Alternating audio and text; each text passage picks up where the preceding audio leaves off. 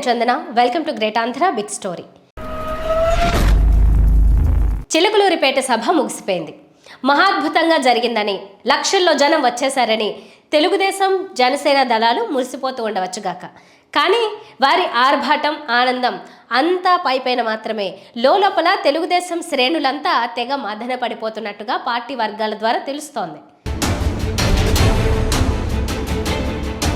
Bharatiya Janata party పొత్తు పెట్టుకోవడం ద్వారా, ప్రధాని నరేంద్ర మోదీని సభకు ఆహ్వానించడం ద్వారా, మోదీ వస్తున్నారనే ప్రచారం ద్వారా ఎలాంటి అనుచిత ప్రయోజనాలను ఆశించారో అవేవీ నెరవేరలేదు. మోదీ మాటల తూటాల ద్వారా వైసీపీ ప్రభుత్వాన్ని టార్గెట్ చేస్తారని అనుకుంటే అలాంటిదేమీ జరగలేదు. ఈ నేపథ్యంలో ఏపీలో మరోసారి ఎన్నికల ప్రచారానికి ప్రధాని నరేంద్ర మోదీ రాకుండా ఉంటేనే బాగుంటుందని మోదీ కాకుండా ఇతర భాజపా నాయకుల్ని ప్రచారానికి పిలుద్దామని చంద్రబాబు నాయుడుకు ఆయన కీలక వ్యూహకర్తలు, పార్టీలు సీనియర్లు సలహా ఇస్తున్నట్లు తెలుస్తోంది.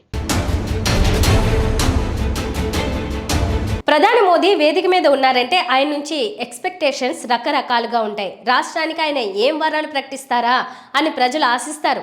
అదేవిధంగా ఆయన జగన్మోహన్ రెడ్డిని నానా తిట్లు తిట్టాలని, తమ మనసులోని తిట్లను ఆయన నోటమట పలికించాలని తెలుగుదేశం జనసేన దళాలు ఆశిస్తాయి.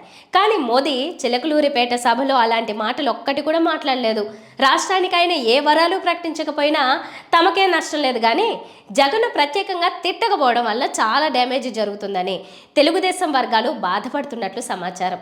అందుకే మళ్ళీ ఇంకోసారి ఏపీలో ఎన్నికల సభకు మోదీని పిలిస్తే లాభం కంటే నష్టం ఎక్కువ జరుగుతుందని వారు వ్యాఖ్యానిస్తున్నారట.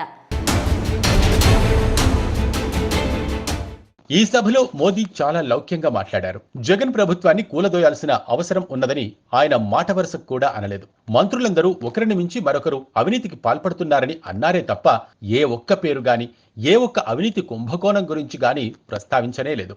ఎన్డీఏకు 400 సీట్లు ఇవ్వండి అనే మాటను రామమంత్రంలాగా పదే పదే చెప్పారు తప్ప ప్రభుత్వాన్ని కూల్చడం గురించి తనకు ఎలాంటి పట్టింపు కూడా లేదన్నట్టుగా వ్యవహరించారు.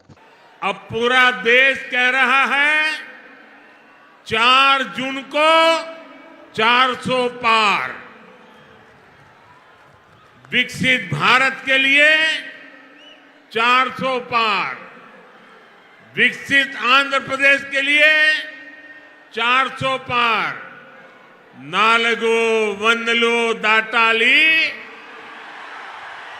एनडीए की वोट वेयाली.